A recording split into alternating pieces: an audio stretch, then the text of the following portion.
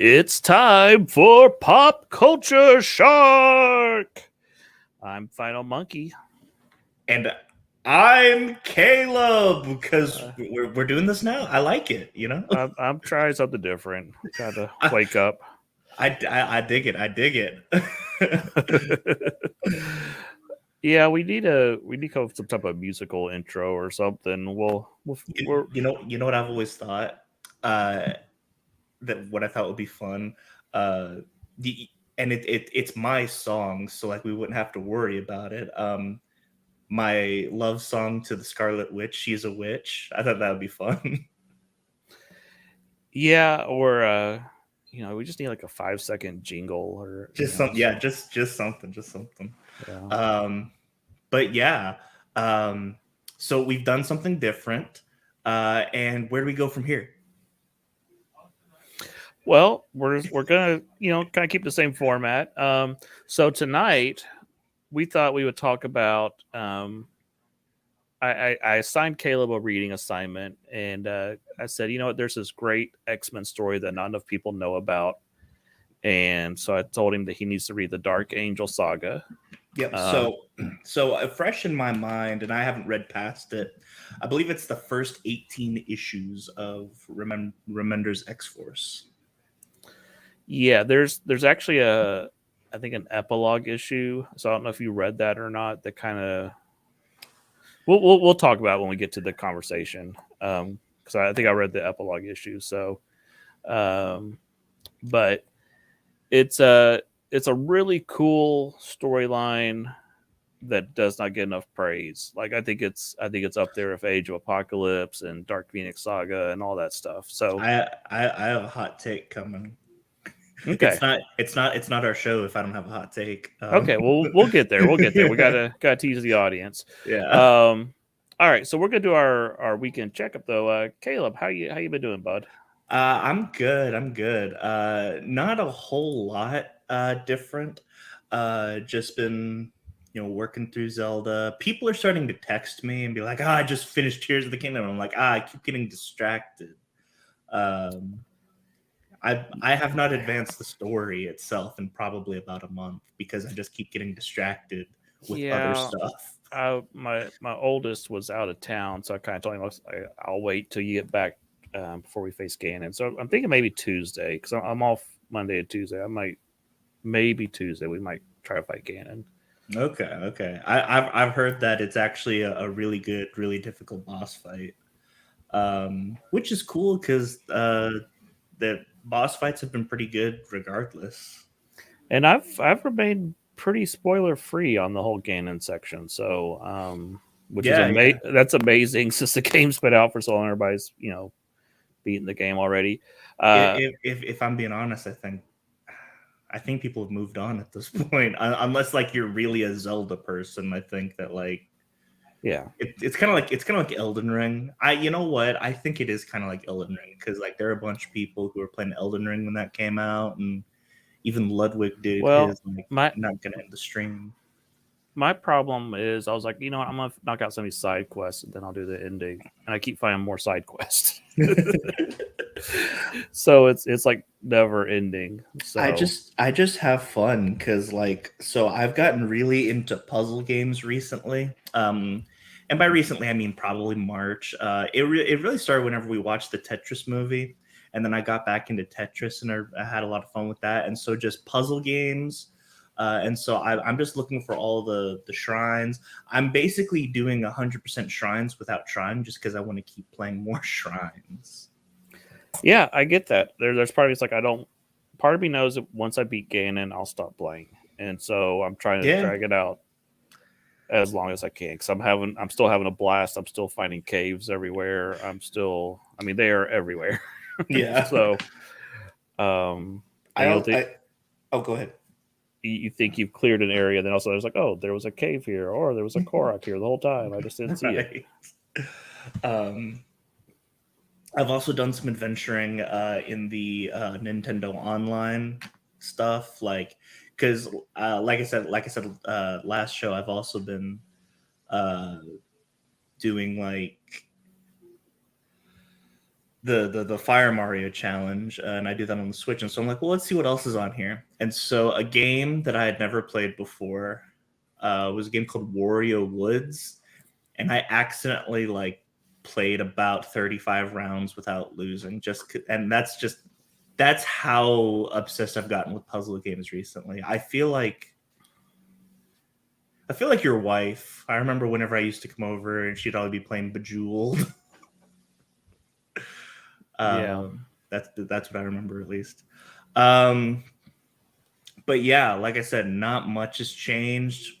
New episode of Valorant came out. I've been playing a lot of that. And new job. Same job, new position. But yeah, and I also I've been working out a lot more lately, and so what I'll do is I'll get on like the rowing machine or the treadmill. Um, and that's the only time I watch TV at this point. That's my way of forcing myself to work out. Is I don't watch any TV unless uh, I'm working out. Oh, and last thing, and then we can move on to you. I showed my friend Willis two movies last night. It was a double feature, one a bad movie and one a good movie. Um, the good movie, and it's really only a good movie because he is also a musician, and I think musicians get this movie more than anyone else, is Josie and the Pussycats. I love that movie. And he was laughing his head off, and he's like, "This is too relatable." When they're talking about like, "Oh man, we just need to build a following," and then whenever they're playing their show in a bowling alley and no one's paying attention to them, he's like, "Oh my gosh, this is too real." But that was the second thing we watched because we wanted to end on a good note. I showed him the Eternals. Oh, Caleb, quit doing that. So he's actually not a Marvel person. He actually sped run the phase 1 through 3 earlier this year, stopped at Endgame, and I always make a joke because the lead singer of his band, Logan, is like a huge Marvel fan. I've seen his collection. He's got it organized, and he's shown me like the color coding system. It's really funny. And so he watched it for Logan, and Cameron and I had always made fun of Eternals. And essentially we just roasted the Eternals for 3 hours because if you remember, that movie is about 3 hours long.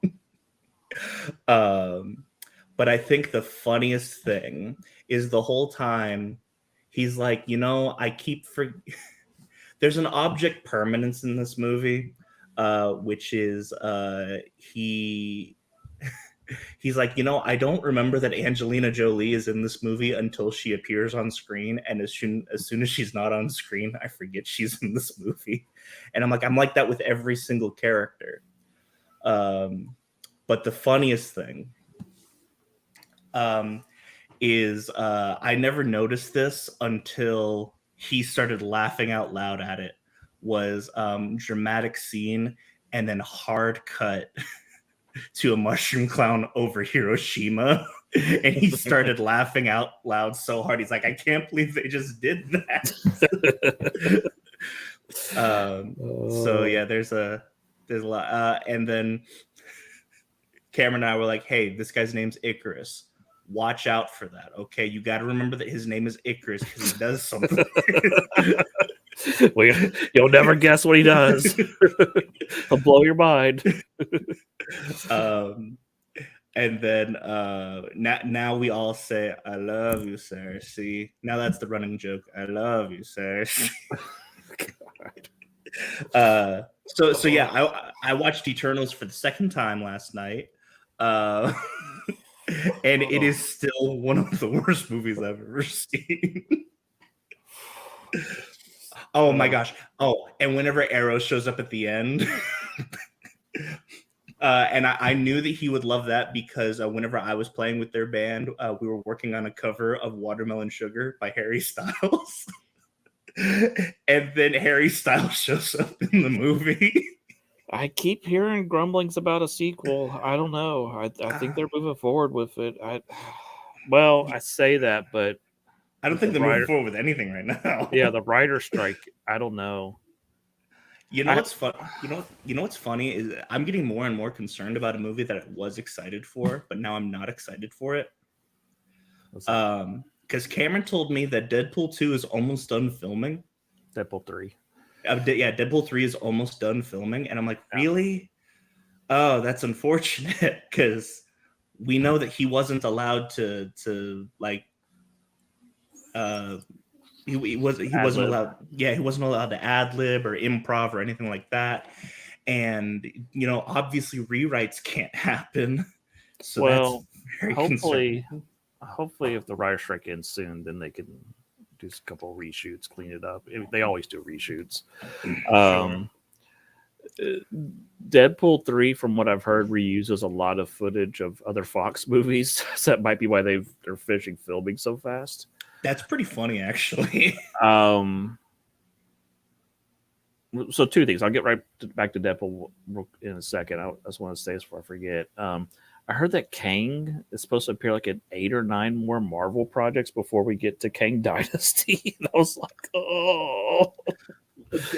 Okay, so these are the reason I'm bringing this up is because I saw this on like official news sites and Yahoo and whatnot.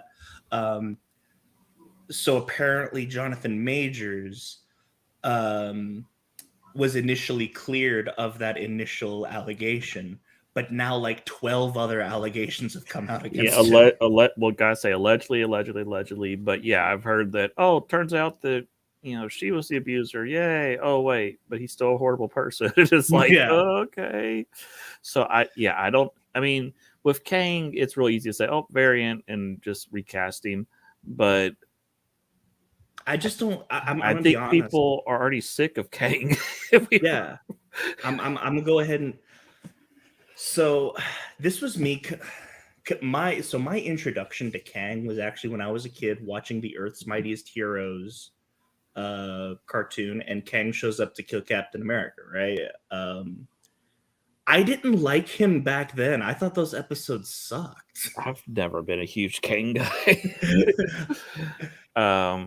He's always been like when I've read Kang stories, he has appeared with like Doctor Doom. Like they're always pairing him with Doctor Doom. So I always feel like he's like not as cool as Doctor Doom, And so it's like we're getting the lame guy, and it's just No, I mean what I remember is Kang. Those episodes came first, and then after that was the Ultron episodes, and the Ultron episodes were better. And I'm just like, oh man, you could have brought back Ultron. Yeah, Ultron needs a second arc to just remind people how cool he is. Which I guess they try to do in the What If cartoon, but nobody watched that. Yeah, I mean, I loved that, but I definitely want more Ultron.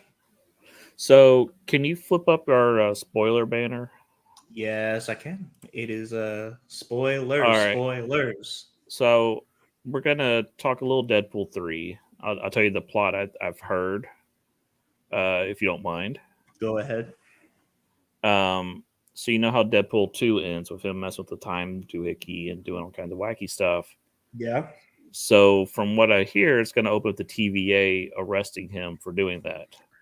And so now he's being forced to work for them. And I already hate this. And that Scarlet Witch, this is the rumor I heard. I don't know how true this part is here, but that Scarlet Witch's consciousness, when she died at the end of Multiverse of Madness, ended up in another reality where she's created like a House of M type reality where Magneto and the mutants have conquered the Earth. Like she affected the X-Men movies. And so now Deadpool's being sent in to clean it up, and Wolverine's one of the rebels, and they're going to be fighting against all the other X-Men and against the Fox universe. I hate that. And there's rumors that Channing Tatum Gambit will show up. That's fun. I'll give him that. And I'm hearing Ben Affleck Daredevil. I don't know. I'm hearing a lot of weird stuff. I heard that one. Keep in mind, we heard about Tom Cruise's Iron Man for the longest time. Right. So that's why I think it's okay to talk about these, because a lot of these probably will change or won't happen. So yeah, take all this with a grain of salt. I have no idea if any of this is true. We do So know we do know the a lot of the original X-Men cast are coming back for this movie, yes. but that's about No. all we know. So the thing that I initially hate about that is making a funny joke at the end of Deadpool 2 like an important plot point at the beginning of at the beginning of the third movie. I get it. Um, Yeah. yeah, like I that was just a funny gag. We didn't need the TVA's like, "Oh, we have arrested you, Deadpool," and So let's talk about TVA. How stupid the TVA is. Why just in have general. why have they not arrested Gamora yet? They haven't arrested Gamora. Um, I mean, Loki, uh, he. I mean, yeah, he did steal a cosmic cube or whatever, but I mean, Gamora did. You know, she's done a lot of stuff since she's not supposed to be here. So it's like, what are the rules? And it's like, well, it's whatever rules the one who remains at the end of time decides, and it's just dumb. why haven't they arrested Captain America yet? Why haven't they arrested Miguel O'Hara in the Spider Verse yet? Exactly. Because they established why haven't they arrested Peter Parker? Why haven't they arrested Doctor Strange?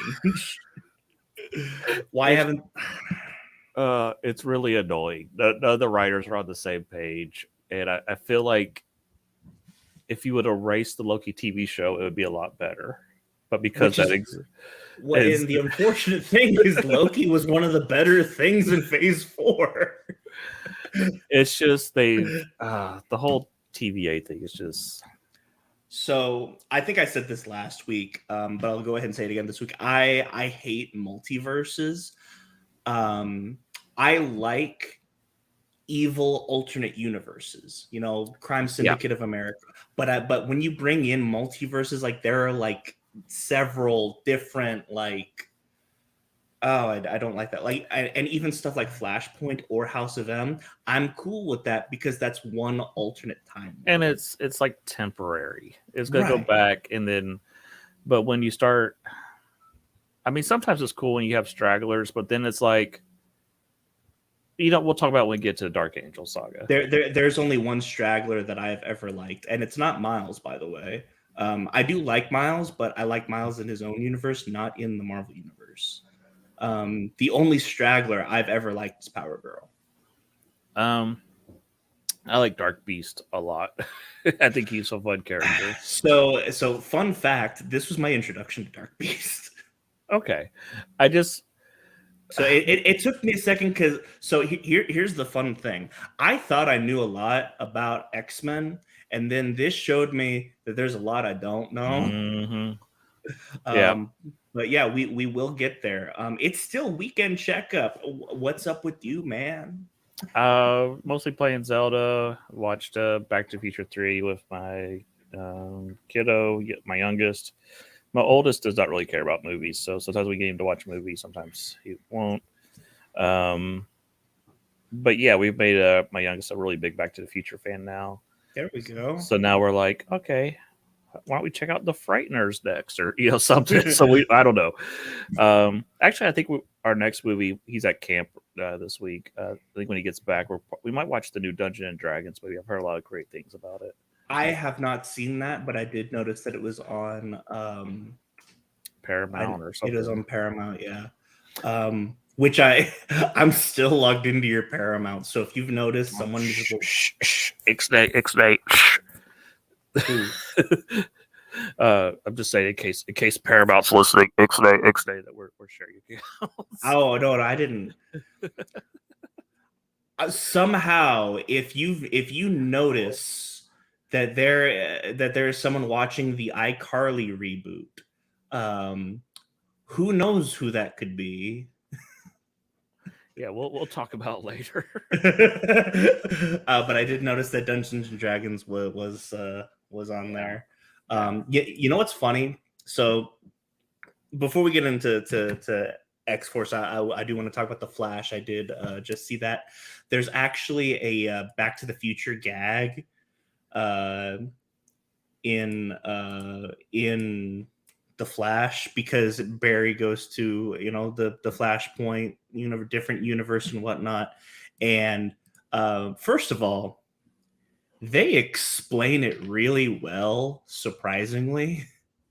Um, because what happens is they explain that not only whenever he saves his mother, not only did he change everything that happened after that, but that also affects things that happened before that. which is dumb. But I'm actually on board with it because they explained it with spaghetti, and I'm on board with it. Um, but Eric Stoltz is Marty McFly in that universe. of course, So yeah, let me talk about Flash real quick. and So we'll talk a little bit about Spider-Verse too while we're talking about this. yeah, I've oh seen that's right, you did see Spider-Verse. Well, so as far as this movie goes, it is definitely not as bad as people say. I actually think I would give it a solid 7. Cameron said he'd give it a 6, which for Cameron is very good because he has very harsh taste. Mm-hmm. But no, the Flash comics are stupid, and so they do the stupidity so well in this movie. Like even my dad liked it, my mom liked it. There's a scene. I'm sure everyone's seen the scene um, where the Flash microwaves a baby. I've heard about it. I haven't seen it, but I've heard about this infamous scene. So there's obviously context to it, but like when you put it in context, it's actually like a very much comic book Flash thing to do because like it's all in slow motion because he's moving so fast and he's having to save like 10 babies from falling out of uh, a hospital, a crumbling hospital. Yeah, and people have mentioned that him moving that fast while his babies, he would have killed all those babies. Well, yeah, so no, that's what the microwave's for. Oh, that sounds worse. Okay. That's what the microwave's for, because you put them in the microwave and you can What? it's kind of like Indiana Jones with the refrigerator thing. It makes just little enough sense that I buy it. So the whole situation is weird because I don't know if you remember about it's been at least 10 years ago. There was an issue of some Superman collection of stories where there was a story about his babysitter and when he was a baby and Superman kept getting in the microwave and people freaked out over that. So DC recalled all the issues and destroyed them all. That's really funny. So it's really weird now that it's in their movie. It's like, yeah, that's funny. So let's see. Michael Keaton is phenomenal. Michael Keaton is absolutely phenomenal. I don't think anyone expected less. Honestly, like even if like you go in with the lowest of expectations, those expectations are still Michael Keaton's a good actor. Let's see who else. I actually really do enjoy the girl that they got for Supergirl. I know she's not blonde, but if she's the Supergirl that we decide to keep, I'm not opposed to it. it'd be fun if in the new DC movies, like here's Supergirl, it's a different version and it's the same actress, but now she's blonde. You know? You know what would actually be fun is if they do decide to recast, but you keep this girl and she's Power Girl. Yeah, I mean that would make sense. Yeah. So I'm actually down with that. Let's see. I'm trying to think. You had Zod come back. You had all He probably has about 30 seconds of screen time. you had a ton of cameos. Yeah. So it was fun because the Nicolas Cage thing happened. And I got to explain to my parents what happened, and then we actually found out that the Superman Lives documentary is actually on YouTube. No one's taken it down apparently, but we watched it, and like John Peters is a maniac. But no, I mean, honestly, it was a lot of fun. I think the best review that I can give the Flash is so I can compare it to three things. I can compare it to other good superhero movies. I can compare it to recent superhero movies, and I can compare it to other movies in the DC extended universe. As far as that, I think that The Flash is on the same level as Birds of Prey. So if you like Birds of Prey, you'll probably like this one too. Jeez. It's of that quality. Jeez, that's not high praise. Okay. I mean, it's decent praise coming from me because, like, Okay. I know a lot of people at least thought it was decent. As far as good superhero movies, I think it's like I said, I give it about a 7. Really good superhero movies are like in the 9s and 10s. You know, it's no The Batman, it's no um, Winter Soldier, but I'd say it's probably on the level of. Oh man, I'm trying to think of like a pre-phase 3. I'm sorry, a pre-phase 4 Marvel movie I can compare it to. Probably. You know what? I probably put it somewhere with like that first Doctor Strange movie. You know, it's pretty good. Now to compare it to recent superhero movies, I mean, it's way better. Way better than the majority of Phase 4. Phase 4 was that bad though. Um, it did show me something though. Um, Ezra Miller naked. there was that. There was that. Um, but you know what? Marvel decided to show me Chris Hemsworth naked too. Yeah. Um, so it evens out.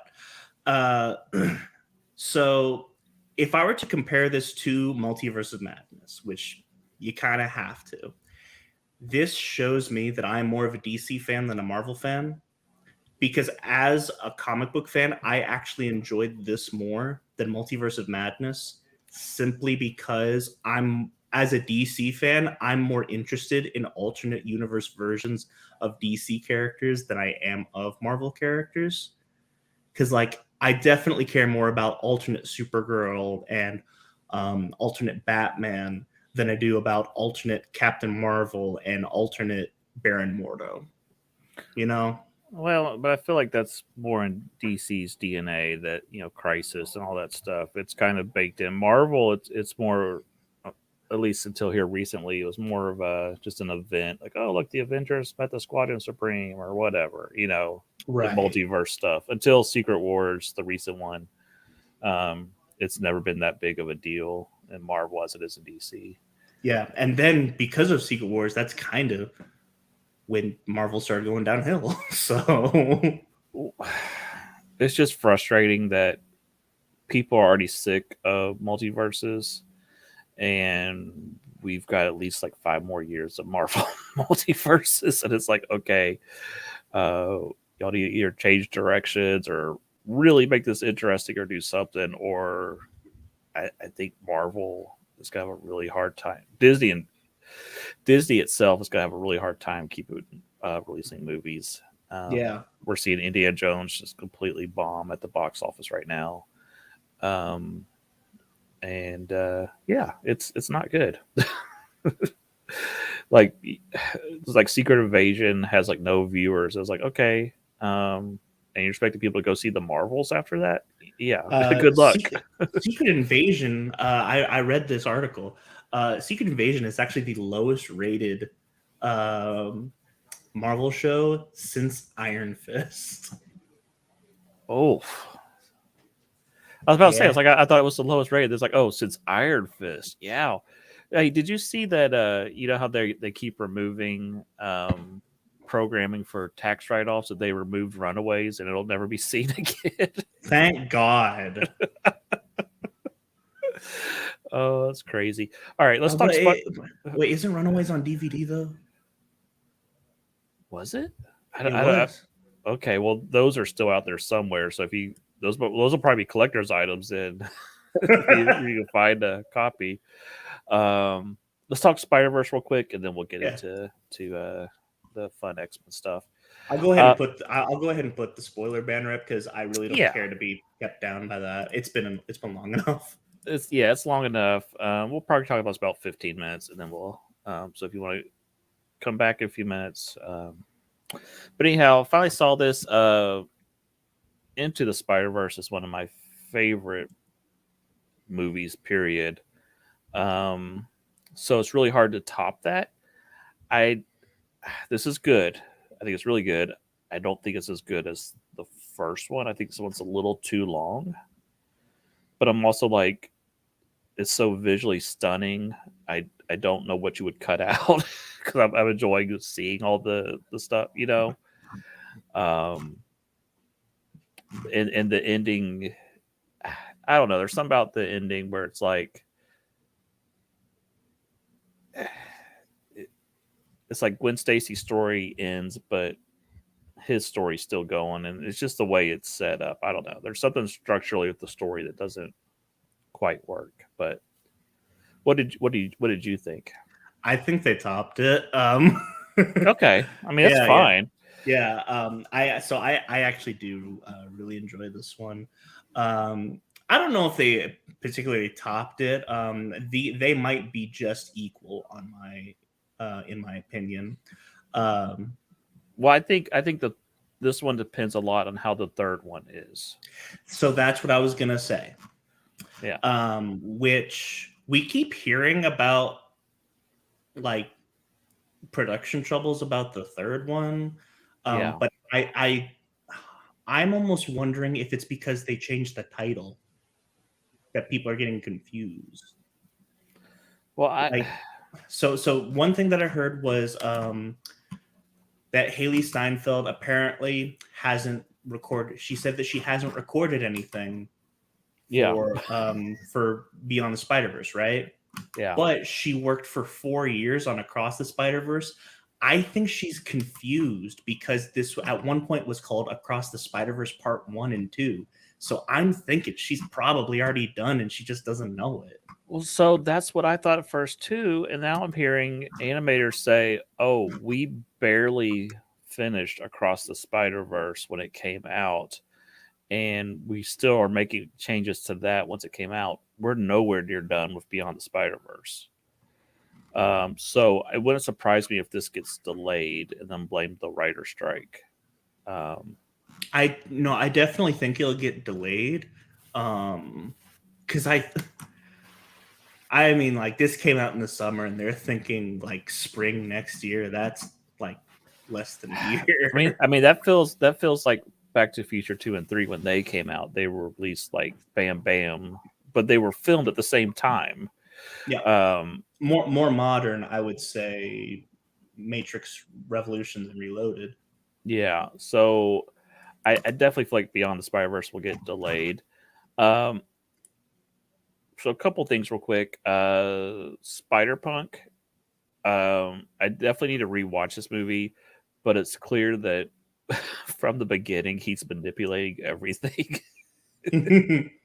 He's still in parts. He's right. He's already planning his I don't know what you would call it, revolution against Miguel. He's because he's building a device and he shows Miguel how to break out of the thing when he's captured, and he does like it's very subtle. He does like hey, use your hands. He's telling him.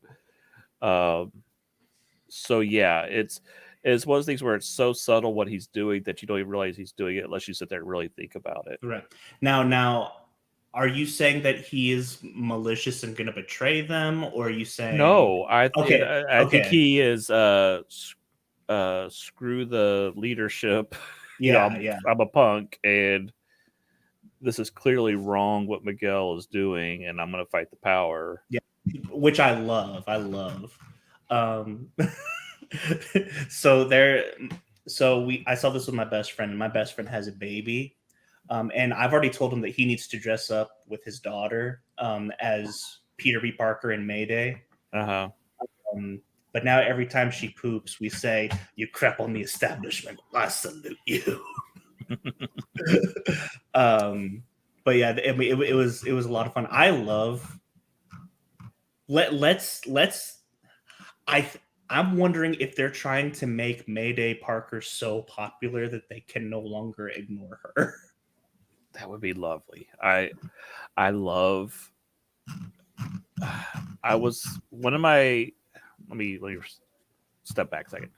I used to collect Spider-Man, be a huge fan, and I was so excited when Mary Jane was going to have a kid, and then editorial got scared and said, "Oh no, Norman poisoned her, and she had a miscarriage, and we'll never speak of this again."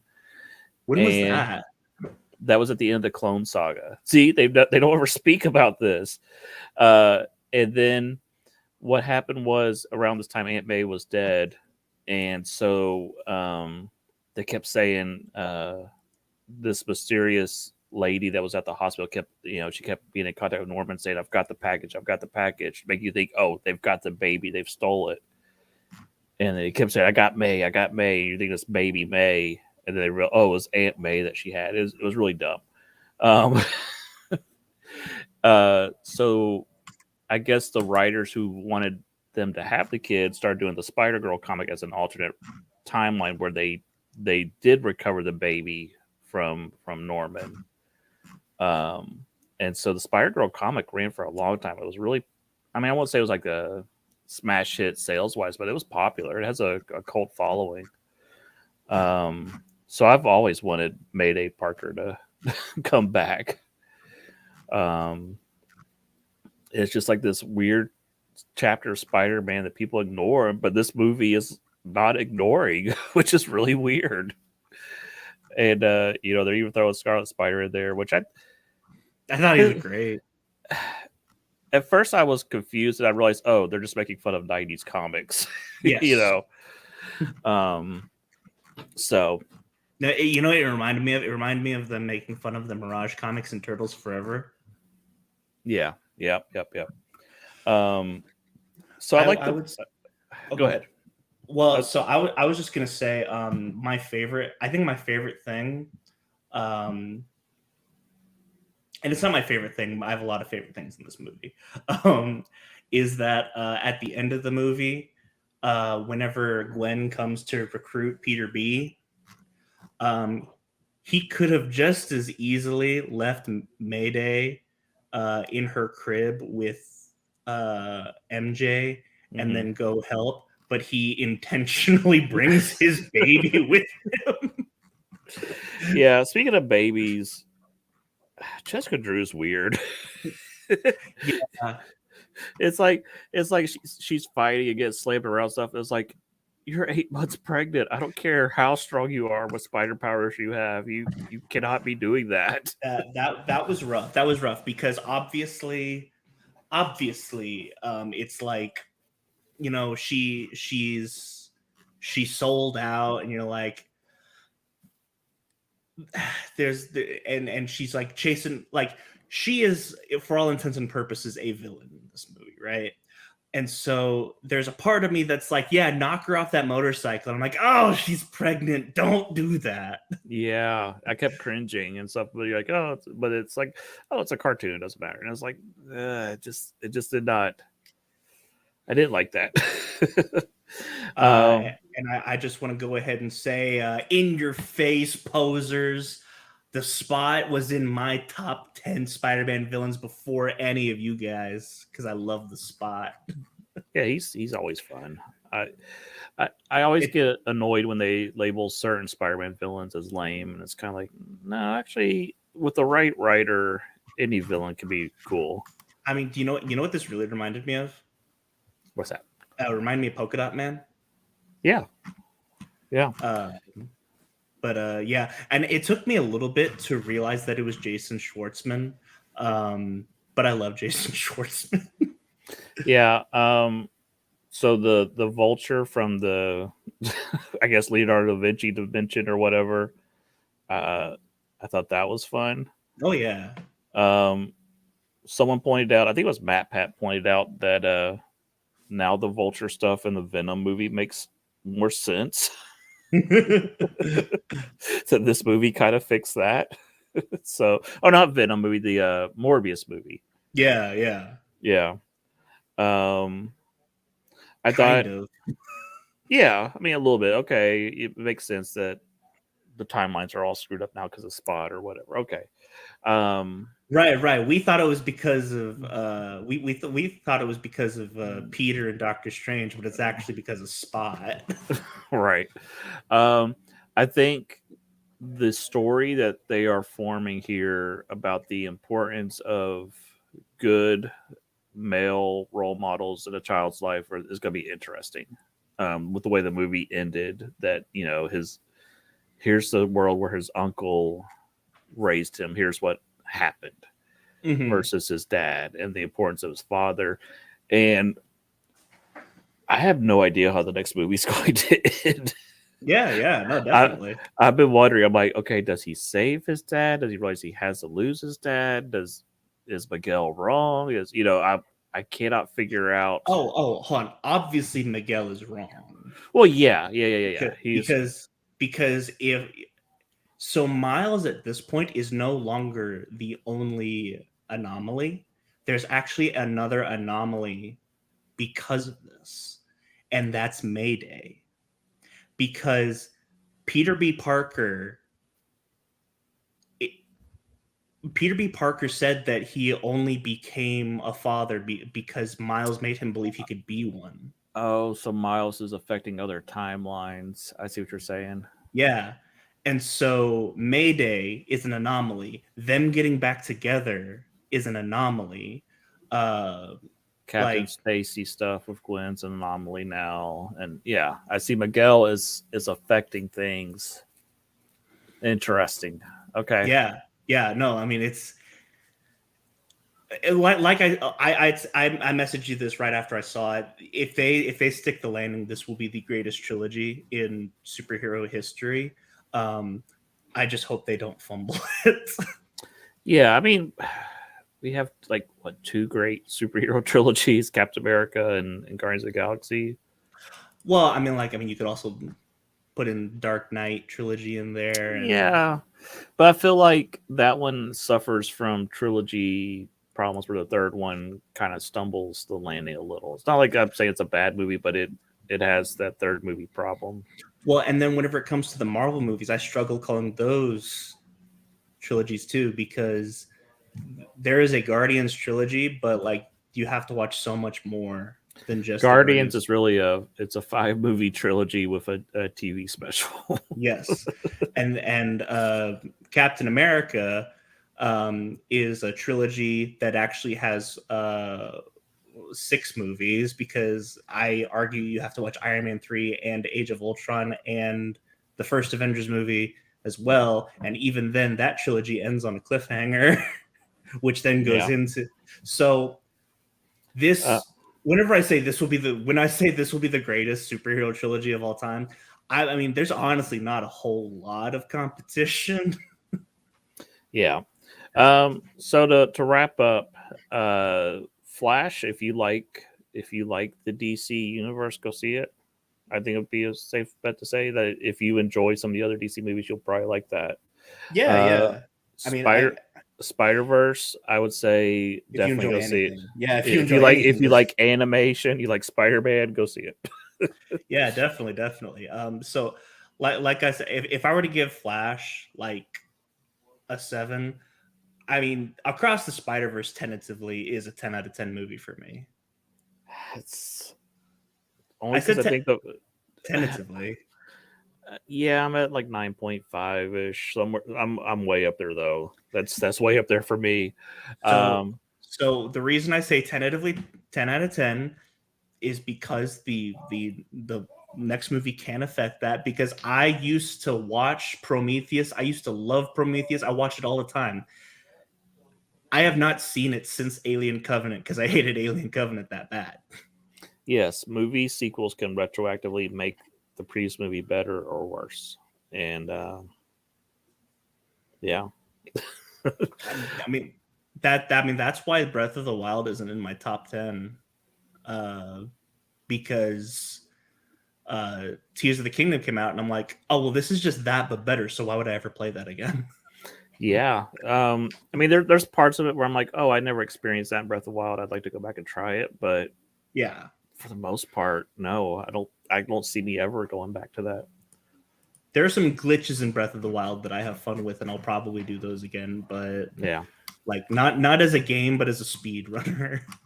All right, But yeah, let's get to the main event here. Yes, we have Uncanny X-Force by Rick Remender. They go through a lot of artists, but the main one is Jerome Pena, who's I love his artwork. It is he's so great. good. It is so good. This is basically, I think this is like right before the X-Men schism or pretty close to it. Yeah. Obviously, this is whenever Cyclops and Wolverine were still talking to each other. Yeah. So Cyclops and the mutants are living on Utopia, which is correct me if I'm wrong, like an island off the coast of California. Yeah. And so I believe Professor X is still alive too. Yes, yeah. A versus X has not happened yet. So Wolverine has created like an X-Men hit squad to go around and take out threats before they become too big of a threat. Right. Hit them, first. So the team is Phantom X and Eva, Archangel, and Psylocke. Just Angel. Well, yeah, Angel, but he could turn into Archangel. Deadpool and Wolverine.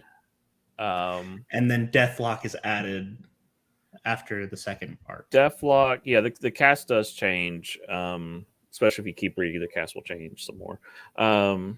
That's what I love about this. So real quick, the reason I love this so much is because my favorite comic book, I've said this numerous times, my favorite comic book series is Suicide Squad. This is the closest thing that I've read in a Marvel book that reminds me of Suicide Squad. Yeah, it's a lot of fun. The fun part for me is the moral dilemmas they get into, and like it's even affecting Deadpool, where he's like, "Wait, I can't do this anymore, guys." First of all, they talk about the moral dilemmas, and then Phantom X is like, "No, I got it." Yeah, but I really like this characterization of Deadpool. I mean, his jokes are still annoying, right? But you definitely see that it's to cover up pain. It's I don't like Deadpool when he's just silly for the sake of being silly. I like him when, if you really pay attention to him, he has a heart. He's trying to do the right thing, even though he's a maniac. And so Wolverine's he's done with Deadpool in this series, and he's like annoyed with him. He's like, just get him off the team. I don't want him there. And then Angel's like, oh, he hasn't, Wolverine's like, he's just doing it for the money. Angel's like, he hasn't cashed one single check. It's like, wait, what? and then he calls an emergency meeting because, okay, let's get to the first storyline. They hear that solution. Yeah, Apocalypse is being resurrected, which happens all the time. It's a cyclical thing in the comics where Cable is usually the one who says to go in and kill Apocalypse. But they kind of got there too early, and Apocalypse is a little kid. Yep. And he's a sweet little innocent kid that they're trying to brainwash. The Four Horsemen and Ozymandias, they're trying to convert him to make him Apocalypse. And X-Force doesn't know that. So they go in guns blazing. We got to kill Apocalypse. And then I think it's Psylocke that gets there first. And she's like, no, we're not doing this. Mm-hmm. And it's a really cool story. I think the Four Horsemen are really interesting. You have one of them that's like a Civil War drummer, and his like drum beat can give you different forms of cancer and stuff. That's famine. Yeah. You have like the geisha girl that has all the beetles eat your flesh and stuff that come out of her mouth and all that. You have like a minotaur that his hate will infect you. And then you have he's like a Persian guy, I think. And if he makes contact with anything metal, he can infect you with any disease possible. Which is not good if you're Wolverine and your bones are metal. So real quick before we get more into the story, going into this, it helps if you have a knowledge of X-Men comics, because this is pulling from a lot of different stories. Here's what I would say, and I could actually say this about a lot, because so here's the thing, I actually had a lot of questions myself, um, but I think if you have a working knowledge of the '90s cartoon, you will survive. Yeah, well, I mean that's the beautiful thing about Marvel comics is the way they are designed is you should be able to read the story and get the gist of it, but you should have questions and go, "Oh, I should go read this issue or go research this character and it'll make more sense." Which is why they used to have the little editorial box saying, "See X-Force number 1 or whatever from Stan Lee." That's the way the comic books were designed. Um and so when I started reading comic books in the 90s, if I wanted to know more, I'd have to go buy the comic books because there was no trade paperbacks back then. There was no internet. Now, if I wanted to know more, I could type in what's still Phantom X in the world, and it would tell me. Um, Keep in but mind, I didn't know what was up with Phantom X in the world, and I got the gist of it just by reading it. yeah. I mean, the book does a pretty good job of it. Um, the stuff with Warren and Psylocke being a couple, I mean, that's all from the 90s. This storyline's been there for a long time. Stuff with I Psylocke and she trapped Shadow King in her mind for a long time. That was in the 90s also. mhm. Um, all right, so let's get back to the story real quick. So at the end of the story, they don't know, they're arguing about what to do about the little kid, and also Phantom X just shoots the kid in the head, and you're just like, what is happening? And you know what's funny? So what I like about that is, so the only thing I've ever known about Phantom X is he looks cool. I have a Phantom X figure from Marvel Legends because it came with Nimrod and Psylocke in the 3-pack, and I've just always thought that his design was cool. I never knew anything about him. As soon as he shot the kid, I that told me everything I need to know about him.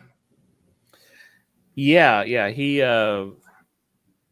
he's an interesting character. I never really got into him during the what is his name? The guy who invented Phantom X. What was his X-Men run? Can't think of his name. You know what I'm talking about. Oh yeah, it was Morrison. Grant Morrison. Yeah, I wouldn't say Grant. Yeah. I wasn't a big Phantom X fan there. Going into this book, I'm not a big Warren fan or Psylocke fan, but by the time you get to the end, you kind of are. Rick Remender is really on point with these characters to make you care about them. He really gets in their head. Just great stuff. So, Phantom X also has a deception power that he's constantly using where he can make you see whatever he wants. Which they use that like candy. Constantly. and it's funny because sometimes you're in on it, you're like, okay, yeah, he's using deception power, and other times you forget and they get you again. You're like, dang it, they got me again. Because people get brutalized in these comics. There's sometimes like, oh, these people should be dead. But yeah, Phantom X. Another weird thing about him is he has like 3 brains that they don't really Yes. bring up here. It'll come up as a bigger deal as we get further past the Dark Angel saga. Yeah, he's just a weird. He's like a That's right. He did have 3 brains in Morrison, because I've read all of Morrison's. I completely forgot that he was in there. yeah, and so he's like, if I recall, he was like genetically created in the world. He's one of the Weapon X products, right?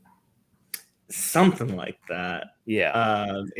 And so he's the world is a environment where you can control the flow of time and create and test things. Weapon Plus, that's what it was. Yeah. And so he's kind of made himself the guardian of the world, which is not a good thing. You should destroy that thing as soon as possible, and that's an ongoing debate about what they should do with the world. Yeah. I feel I'm just making JoJo's jokes every time I'm reading Zawardo. Yeah, so I reread all this last week to prepare for this show, so it's all kind of a little fresh in my mind. Um, when I read it all back to back to back, I noticed they were repeating the final page over and over. So the scene where Phantom X shoots the kid and he kind of walks away and the whole team's staring at him. They do that again when Deadpool kills the father coming up and he's walking Mhm. away. They're all staring at him. And then they do it a third time. When was it? When Angel kills the soldier and he's walking away, the whole team's staring at him. So they keep doing that over and over where they can't believe that he just did that.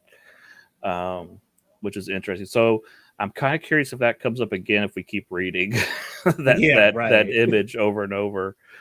Um, so after killing the kid, the team is kind of screwed up. They're kind of like, "What are we doing? This isn't what we signed up for." And Wolverine's like, "This is exactly what you signed up for." And they kind of don't trust Phantom X after this. Um, Warren and Psylocke are in love, but she's having these what do you want to call them? These psychology sessions inside his mind to try to keep the Archangel persona in check. Yep. You know what's funny? Because this is so much like X-Men without you even realizing it, because there's also the love triangle between Warren, Betsy, and Phantom X. Right. And Phantom X keeps making things worse Right. constantly. It's like if Phantom X isn't on the team, does any of this actually happen? He keeps poking the bear if and it just I mean, no, I mean he is the Wolverine. Ironically, he's the Wolverine of this team. yeah. So the next storyline involves Deathlock showing up and all these Deathlocks from the future. So Uh, let me ask you this: mhm. of the three, is this the least interesting one for you? I don't know because I've read Wolverine by Jason Aaron where they introduced this Deathlock character that shows up. This is not the same Deathlock from the 80s and 70s. This is a different one. Okay. And so I think if you've read that other story in Wolverine, this is kind of like the next part of that story.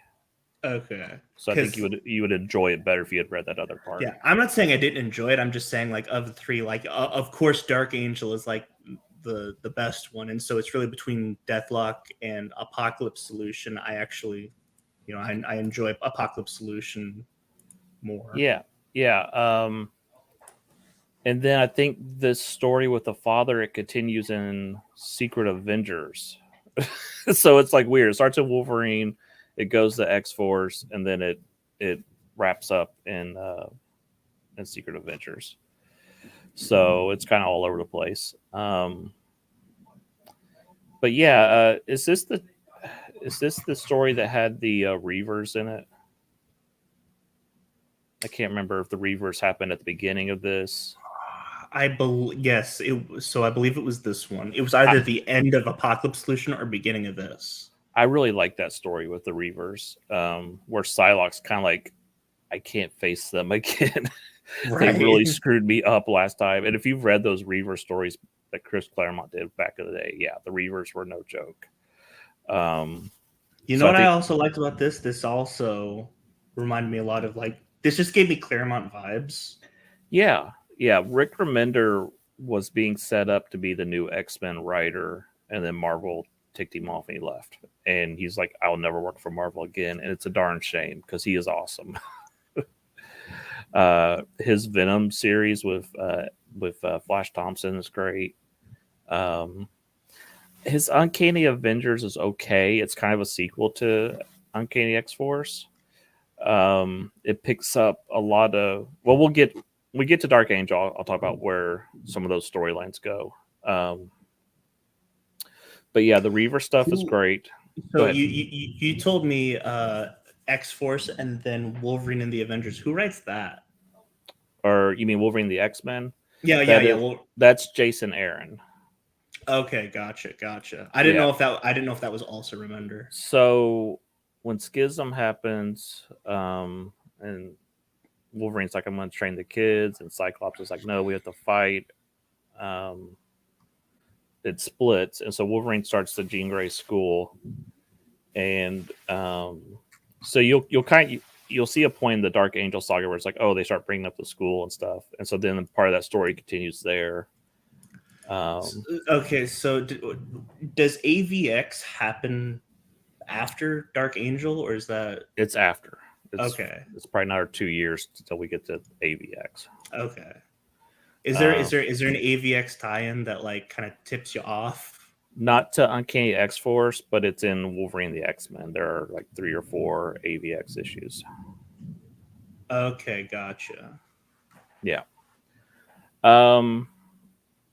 So yeah, Deathlock Nation. We start seeing all these soldiers from a future where all the Deathlocks, everybody got converted into Deathlocks, basically all the heroes. Yeah. And so they are coming back in time. They're trying to destroy the world, and what you eventually find out is that they're looking for a secret that Phantom X is growing inside the world that nobody knows about. And we'll go ahead and spoil it because we're going to talk about it here in a minute. He has made a clone of the Apocalypse Child, and so he's growing it in a simulation to try and see. He's going to try to raise it. He's going to try to raise it himself and see if he can raise it better. Correct. It's kind of like a Smallville scenario where he's like raised him on a farm with like a Ma and Pa Kent and all this stuff. And there's a lot of really cool stories that start in X-Force and Wolverine the X-Men. And then at one point, Remender leaves the company and Brian Michael Bendis comes in. And a lot of those storylines stop. And so I always really like the Evan clone story, and then it kind of doesn't go anywhere after a point, which is a darn shame. But in the Deathlock future, their biggest threat is Apocalypse, which is Evan. He is the biggest threat to them. And so you're going to see that pop up some more on Wolverine the X-Men, that there's this ongoing question: is he going to grow up to be a hero, or is he going to be the biggest threat the X-Men has ever faced? And they don't know. Like the future keeps changing, and they don't know which path it's going to take. You know what? You keep going through it. I wonder if Genesis has shown up on Krakoa yet. I think there's an ongoing debate on Krakoa about whether clones should be brought back to life or not, and someone keeps saying, "Why don't you bring Evan back?" And they keep refusing to bring Evan back. So at some point, he has died, which is stupid. We'll get to it. I really like the Apocalypse story in this, and a lot of this gets undone in the Krakoa part about how they're treating Apocalypse. Which is funny because in House of X Powers of 10, I actually like how they treated Apocalypse. Yeah. Because you know, I remember they were like, "Well, Apocalypse, do you have any objections to this?" And he's like, "This affects me in no way. I've always wanted you all to be the superior species. So right now, I'm just getting what I want." Yeah. Well, I think what I'm referring to is his motivations change in Krakoa about why he's doing everything he's doing. Okay. Whereas this it kind of seems like, no, it's more of the death seeds affecting whoever gets infected. But we'll get to that. So this story, Deathlock, they end up killing the future guy, the father that is creating all the Deathlocks. So they think that they have prevented that future timeline now. But Deathlock sticks around because he wants to protect the world. So he's kind of hanging out with X-Force. He eventually becomes a full-time member, but right now he's just kind of hanging around. He appears and like he helps them out with Dark Angel and all that. I'd say at this point he's kind of, I guess he's not an official member, you know, initiation sign here, but yeah, he's not in the team picture, but he's there. Yeah, for all intents and purposes, he is a part of the team at this point. Yeah, yeah. And so the Deathlock in the 80s was a good person that was dealing with a psychotic evil computer program telling him to, kill. And this Deathlock is the reverse. He's a serial killer who has been the computer Deathlock part is the pacifist. And so there's a constant debate going on with him about, if he lets the human side take over, he'll just kill everything. And so the robot side of him is trying to stop that. And you know what's funny is as I'm reading, I feel like I'm reading more and more Deathlock every day, and I don't know why. But I it just reminds me on like my introduction to Deathlock was actually the first season of Agents of Shield, and I thought he was so lame. Oh, they ruined that character so bad in Agents of Shield. So the first, it's like, oh, he's gonna be Deathlock. This will be cool. And then it's just like, oh, what did they do? Like he's like he should be like a decaying zombie that's half robot, half zombie, and they didn't even come close to that on Yeah. Agents of Shield. Well, and to me the funniest thing was like to me the funniest thing about that was with everything that they did, and this was before they came out with the Luke Cage TV show. And I wanted live action Luke Cage. With everything they ended up doing with him, I'm like, this could easily have been Luke Cage. Yeah, it's uh, um Agents of Shield only got Ghost Rider right. All right, and that wasn't even Dan Cash. yeah, I'm trying to pull up an image real quick. Oh, I've got too many tabs open. Hold on one second. You looking for Agents of Shield Deathlock? No, I would not be. I would not pull that up on our screen. Uh, this is the Wolverine story where they introduced Deathlock. Tomorrow Dies Today is the name of it. So if anybody's curious, that is the story that reintroduces Deathlock to this world. So that's kind of like the first part of the story. Gotcha. Okay, I just wanted to throw that up there, just for anybody's interested in reading the stuff. Um, but yeah, so Deathlock Nation, that one ends, and then um, the next part, I think there's like a little one-off issue where Magneto hires them, and we got to be careful what words we choose. Magneto was a prisoner at a German camp, and so Magneto finds out that one of those guards that did stuff to him is still alive, and he can't bring himself to kill that guard, so that he has X Force to do it. So Wolverine sets off to go kill that guy. So Right. it's an interesting little story. It has nothing really to do with the rest of the plot, but it's just Wolverine doing Wolverine stuff, and the guard's like, one day someone's gonna come for you, just like you came for me. Right. The other thing earlier, I was saying how Brian Michael Bendis kills a lot of these storylines. The other thing that kills like all of the X-Men storylines that happens a few years after this is the death of Wolverine. It blows up everything.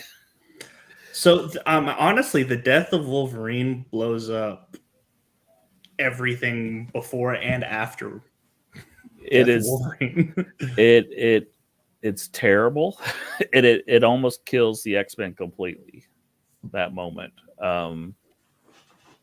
It's just a dumb story that you rip out the heart of the X-Men, and then you've already killed off Cyclops and Jean also at that point, and it's like, and Xavier, and it's just like, what is X-Men at this point?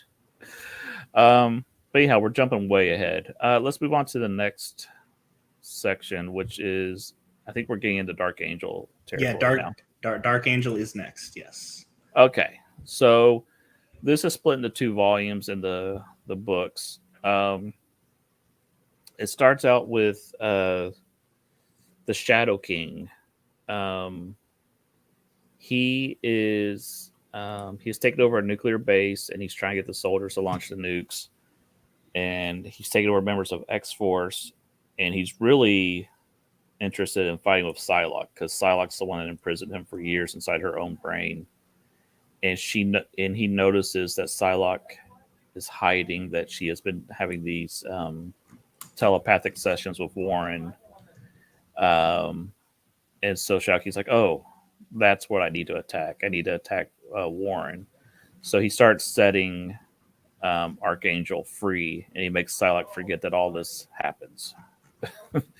And so at the end of the story, Archangel has his chance to stop the guard from pushing the nuke button, and he could have talked him out of it. He just kills him instead, and then he tells her like, "Oh, I didn't have a chance," you know. And Mhm. so it's this dark turning point for Angel. Um, from here, the Shadow King reports to a reporter that, "Hey, your boss Angel, yeah, he's going around killing people. He killed a kid and all this stuff, and Right, because Warren owns the publication. yeah, he's rich. He owns all these different little companies. Um, And so then, Warren's like, it's just slander, shut it down. yeah, so one of the editors reports back to Warren that this is happening. So Warren goes and kills that editor. And now he's hunting down this reporter. Um, and so it's clear at this point that Warren is out of control. And Um, what's funny is like, so this is all the Dark Angel saga, but there are like 5 different story arcs in this saga. yeah. Because I forgot that a huge chunk of this is Age of Apocalypse stuff. Yes, yeah, well, yeah, definitely. I didn't even um, know about that. yeah, yeah, it totally slipped my mind that a large part of this is in Age of Apocalypse. Well, no, So as soon as I got to Age of Apocalypse and I'm reading this, I'm like, oh, this is why it's his favorite. yeah, I love Age of Apocalypse, but that's actually not why this is my favorite story because there's a lot of follow-ups to Age of Apocalypse that I do not like. This one does a lot of course correction and fixing the later stories of Age of Apocalypse, making it more interesting again. Um, but yeah, so X Force captures Warren and they put him in a cell. They leave Deathlock to guard him, and they're like, "We don't know how to fix him. We need someone who's an expert in apocalypse stuff." So they go and break out Dark Beast out of prison. Dark Beast is a refugee from the Age of Apocalypse timeline. Age of Apocalypse is a timeline where Xavier died and Apocalypse conquered the world. Yeah. And it's explained rather well with as someone not knowing who Dark Beast was. Yeah, and they make the Apocalypse stuff make super sense. Like the Celestials have life seeds and death seeds, and they put a death seed in you, you're going to become their agent of death and their future apocalypse. Um, and then life seeds will bring life. So they need one of these life seeds to cure Warren. So they go to the Age of Apocalypse timeline. They have your typical heroes don't trust each other; they all fight each other moment when they meet the Age of Apocalypse X-Men. And Dark Beast, they break into his lab to get the life seed, and then Who was on the team? I know. So Jean led them, which is interesting because at this point Jean is still dead. well, okay, hold up. There is a storyline after Age of Apocalypse called Return to Age of Apocalypse, where humanity has basically turned back to normal, and Sinister is still running around, and he brings Jean back to life with the Phoenix Force. So that's how Jean is back at the end of that story. Okay. Yeah. So if you haven't read that story, you'll be like, "Why is Jean alive again?" Right. I mean, I didn't even question it, honestly. I'm just like, Yeah, it's okay, Age of Apocalypse. yeah. That's also where they introduce X-23 or the equivalent of her is in Return to Age of Apocalypse. But it was the Sunspot was one of them. Sunspot. Yeah. No, Sun which one is I get Sunstorm and Sunspot mixed up. Suns which one is it? Sunspot's the one on New Mutants, right? Yes. So Sunstorm is is this guy. I think. Let me look it up. My gosh. I get these X-Men mixed up all the time. They have similar names. Um, Let's see. who? What is this guy's? Maybe I have the wrong name too. Isn't it Sunstorm? I'm pretty sure it's just No, because the Sunspot is the we'll wrong see. character. Sunspot. Oh. It's not Sunspot. It's It'll come to me in a minute. Anyhow, I mean, he he's a pretty important character later on. She-Ro's his real name. It is Sunfire. Sunfire. Okay. Sunstorm. Um, Sunstorm is the Transformer. Okay. All right. To be Sun characters. and then Sabretooth is also on the team, which is really cool. Sabretooth and Wildchild are back. They were, and so Sabretooth was temporarily part of the Exiles, which was a team led by Blink that was jumping from reality to reality, and Psylocke was on that team, which is why Psylocke and Sabretooth know each other. They keep making comments to each other like, "Oh," that's why Creed goes, "Oh, we could trust them. I know her." So yeah, there's also on the team. Yeah, Nightcrawler, Iceman, who betrays them. Got Gambit and Rogue, Magneto, and Silver Samurai is the team. What we find didn't at some point didn't they come out with like an X-Men Age of Apocalypse with this team, and it's just like an ongoing with this team? Yeah, so this storyline continues after this in its own Age of Apocalypse series. I have not read any of those, so I don't. I'd like to just because of just because of who we find out who Apocalypse is. Yeah, it's tempting. I know, like, they bring back a lot of the dead characters in that story. Like, I know Cyclops comes back and stuff. So I'm kind of like, I'm at a good spot of Age of Apocalypse. Do I need to? Oh, Rick Remender wrote it. So Did he? Did yeah. he write it? Okay, I thought someone else wrote it, but no, it looks like Remender wrote it. So that, I mean, this might be safe to read. I remember it only lasted like 13 issues or something, so it's not like a long story. But there's more Age of Apocalypse story to come in Uncanny X-Force. They're not done with that, since with Nightcrawler and all that. I hear. I feel like we're all over the place. The Age of Apocalypse X-Men need a life seed to. What we find out is that there's a new Apocalypse as Wolverine. That he's because we thought that he was dead, but then it turns out that he had gotten infected with one of the death seeds, which is interesting, because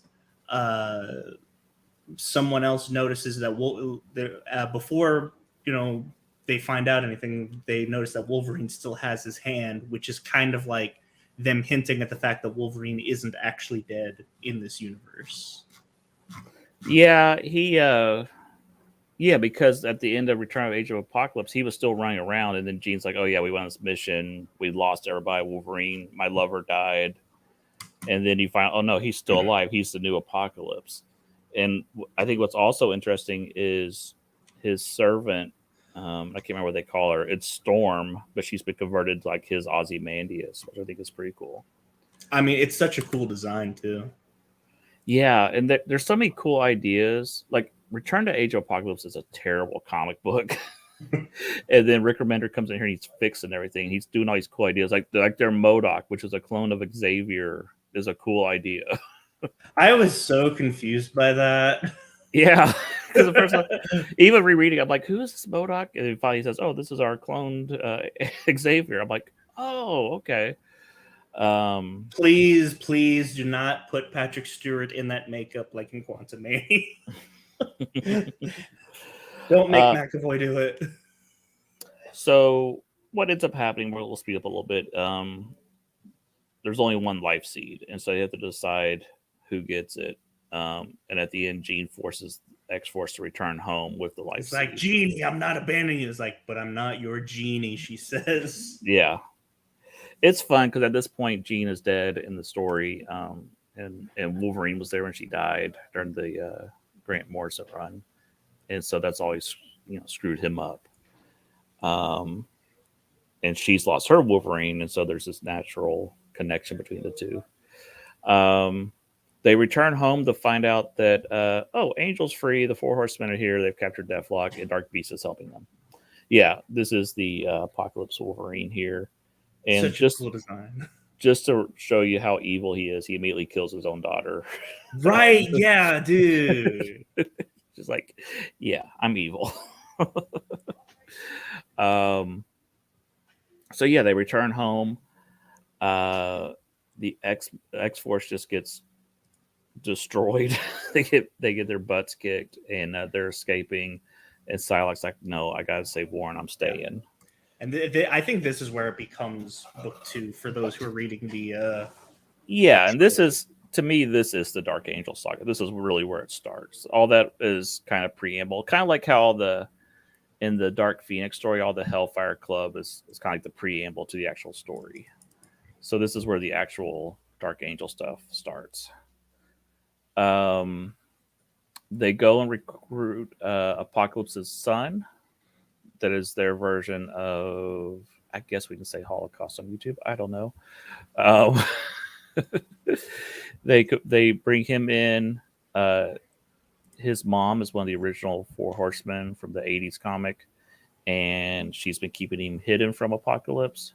So Angel's like, "Oh yeah, we won't turn him evil, but they need him to do their plan." And what they are doing is they're taking the world and part of the life seed energy, and they're going to speed up the evolution. And the plan is to do it to the whole planet, but they're doing a test run. I think it's in Michigan or somewhere. And Angel just kills like a town of 3,000 people. And it's really tragic. He like this little kid goes, "Are you superheroes?" And he's like, "Yeah, not anymore." And then he just wipes out the town. Yeah. And the little kid's like, "It's okay, Mom, they're superheroes." And then he just gets killed. And you're like, "Oh."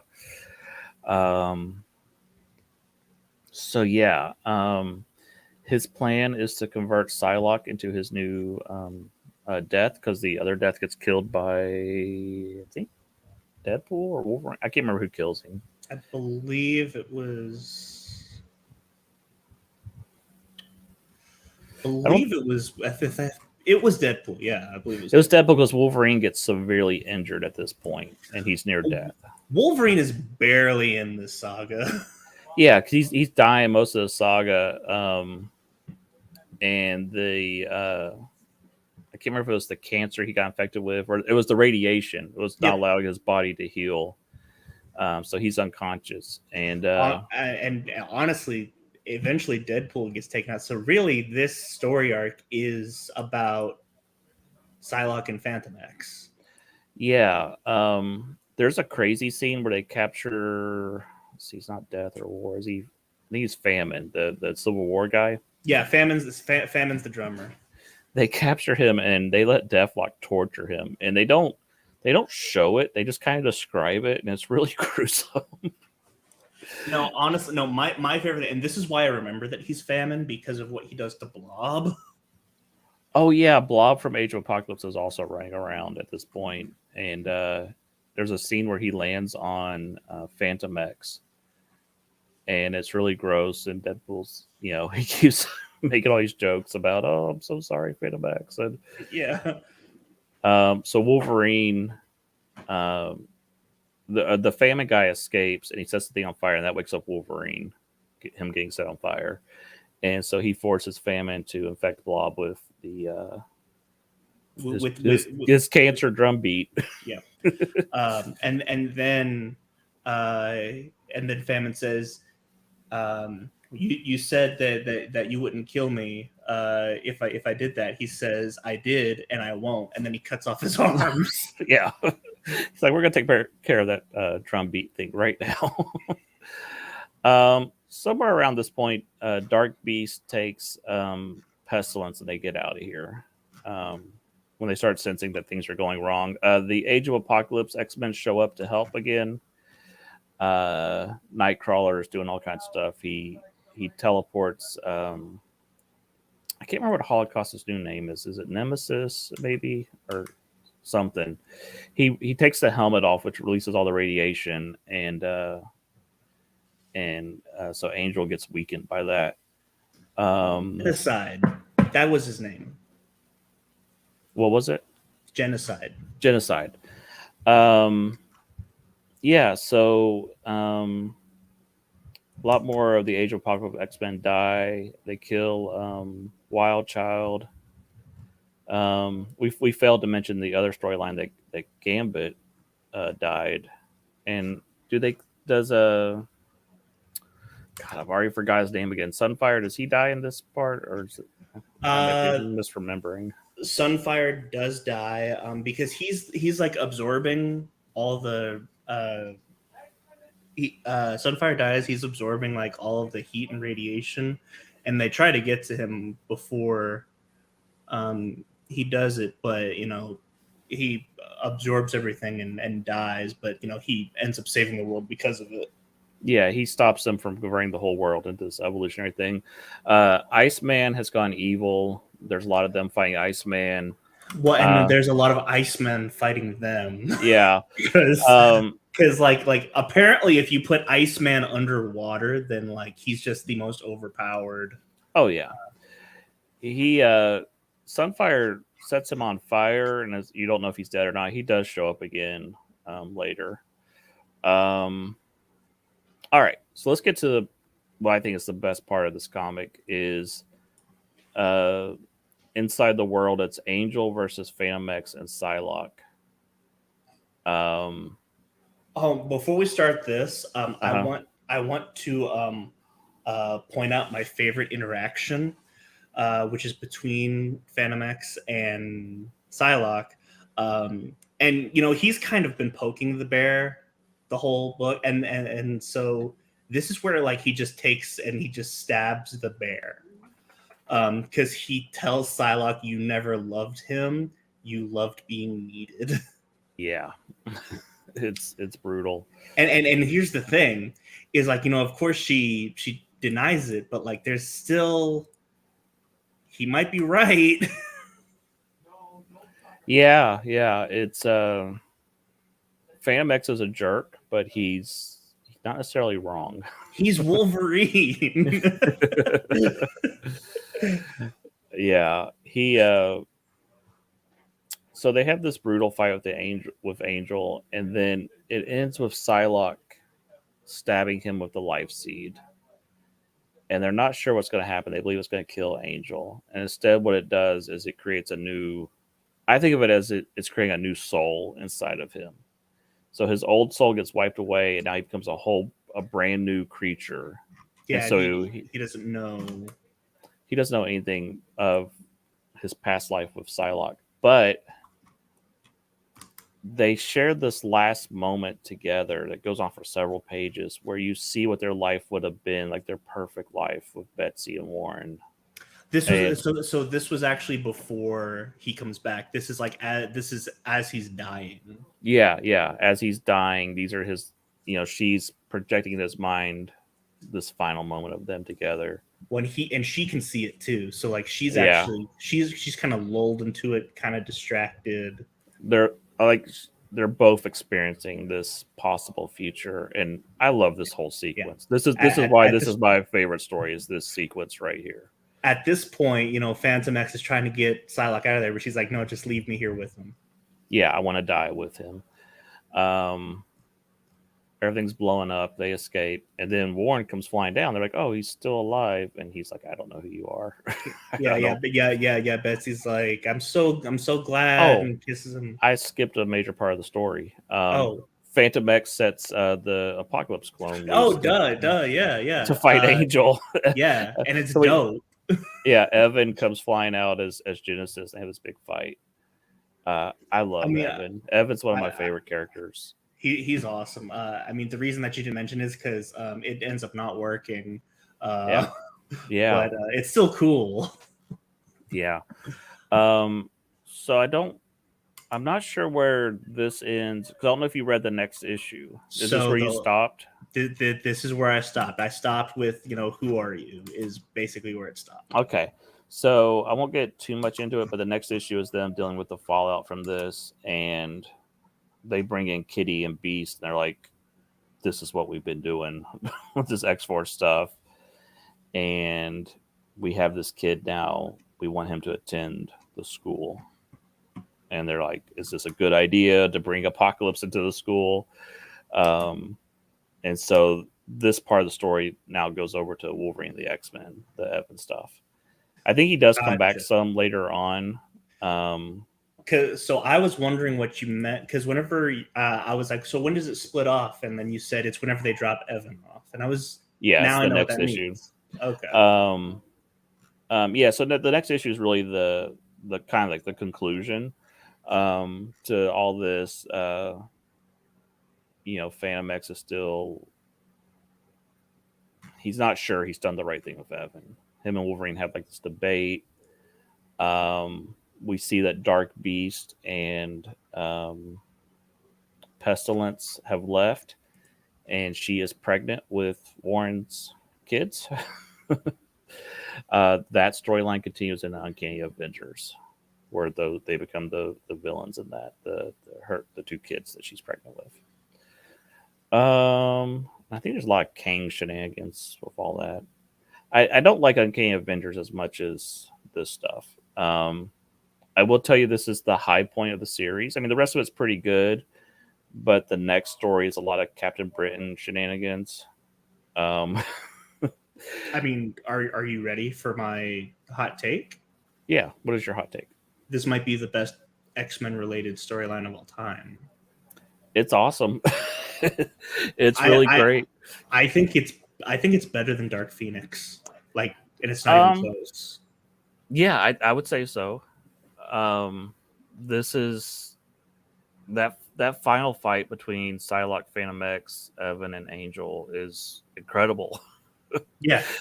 The build up to get to that, all the emotional choices that they've had to make, everything this team has been through, um, it's awesome.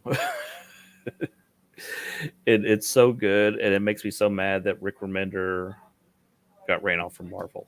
I'm like, he was such a good writer. And then we got Battle of the Atom. It's just, You it's know a shame. where because at this point we've talked about it, 10 out of 10, not even not a question. We always talk about how Secret Wars is like the best place to stop uh, when reading Marvel. If you're just reading X-Men, what do you think is a good place to stop? I would assume before then. Um, It's I hard. think I think It's the hard. ending of Wolverine the X-Men for me would be a good spot. Um, but you've also, like at that point you've got Bendis doing his stuff. So, like I would even like ignore the Bendis part and just finish Wolverine the X-Men because it ends on a high note of like visions of what the future could be for Wolverine in the school. Um, and one of the running things throughout the whole series is Quentin Quire about is he a good person or a bad person. And Who's so that? the Kid Omega, what's his name? Is that his name? Kid Omega? Oh, The kid, Omega. Yeah, yeah. yeah, yeah. He's one of the main cast members of Wolverine the X Men, and I so love Kid he's Omega. see. You need to read Wolverine the X Men. It's great because him and Evan and like they're polar opposites. Because Evan's a sweet little kid that's real innocent, and um, You didn't tell me that Kid Omega and Kid Apocalypse were like buddies in the. I would have read it a lot sooner. oh well, see now you're at the point where if you read the next issue, you can start reading Wolverine the X Men. It's it's what would you suggest? Let's say we come back next month and read a couple other story arcs. What do you say? Do we keep going with X Force or move on to I'm Wolverine kind and X Men? of I'm kind of leaning towards we finish X Force. Okay. I don't remember how much it crosses over with Wolverine the X Men from this point on. I think at some point they have like Evan pops back up in the story at some point of this. Um, yeah, I say we go ahead and finish X Force, and then we can switch to Wolverine and the X Men. Okay, gotcha. Um, but yeah, if you've never read Uncanny X Force by Rick Remender, it's and you love like the great X Men stories. Like if someone said, "Here's the top 10 X Men stories," this one's way up there. I mean, if someone asks you, what's the number one X-Men story, this is it. Uh, I'm I might put this at number 2 after God Loves Man Kills, just because God Loves Man Kills.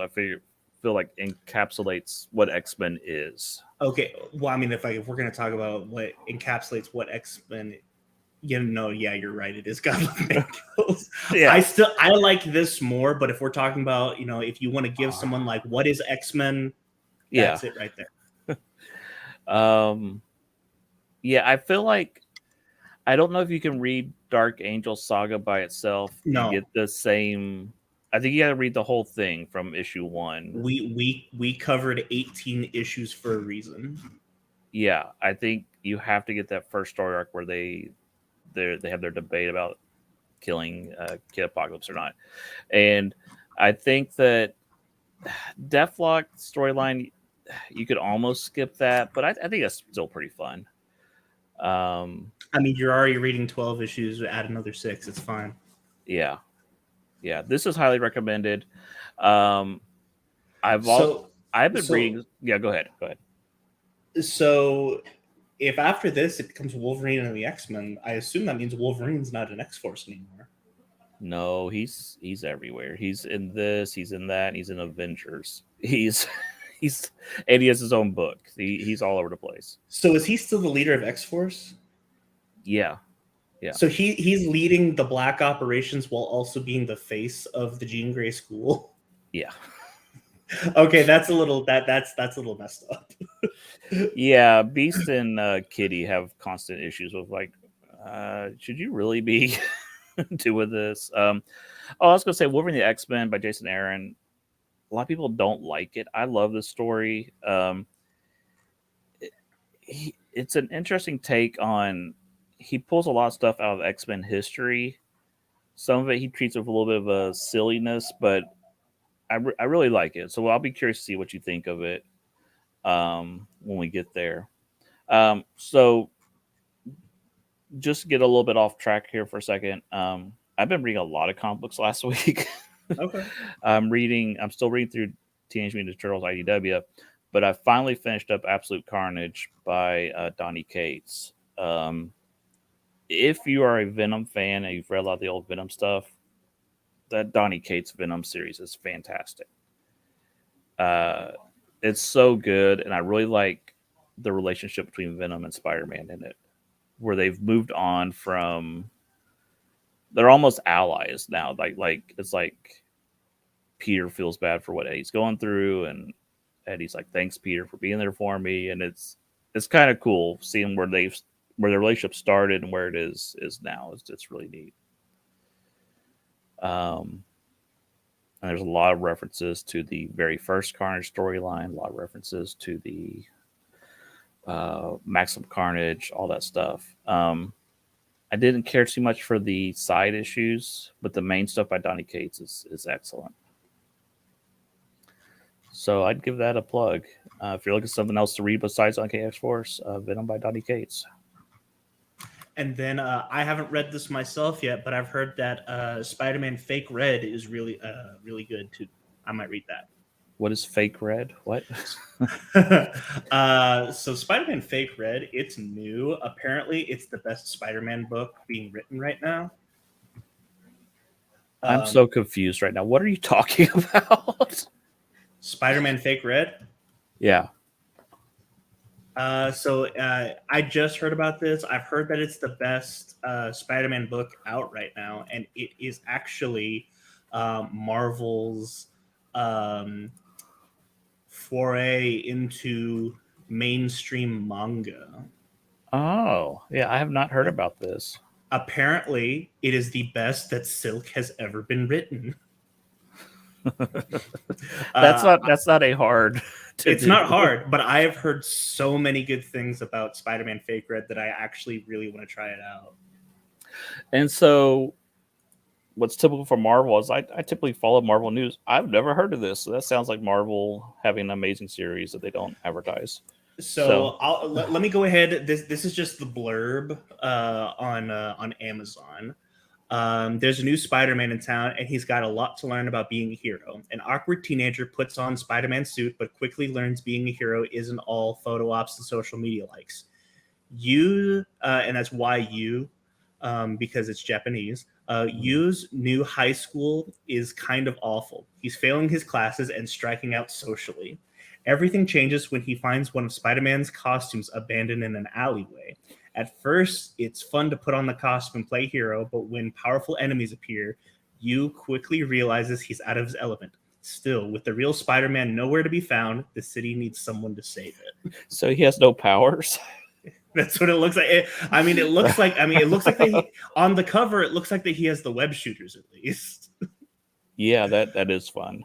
That sounds like a lot of fun. You know what I like I said, I've read nothing about it. Just reading that, I'm like, is this an alternate history where Spider-Man No More happened and then someone found his suits? Like I said, I've heard, so I have not heard anything specific, but I have heard nothing but good things. Apparently this is phenomenal. Awesome. Cool. Yeah, I'll have to check that out. But that is it for tonight. We'll probably, about a month from now, we'll hit the rest of Uncanny X-Force. I think the next storyline is some of the Captain Britain stuff, and the fallout from killing the Apocalypse Child continues. And then the Brotherhood of Evil Mutants, I think it's the final storyline we get to deal with. That's an interesting team that Brotherhood is. So, okay, cool. Yeah. So I'm glad you liked it. Like I said, this is a great storyline that people just don't talk about enough, and it's so good. By the way, the Dark Caleb Saga 2013. That's just my hormones and my emo phase. So that was the Dark Caleb Saga. I gotcha. Yeah. The final horse monkey, I like that. The fifth horse monkey. Yeah, fifth horse monkey. I captured Ganon's horse in Tears of the Kingdom the other night. I named him Ganon Hoof. That's great.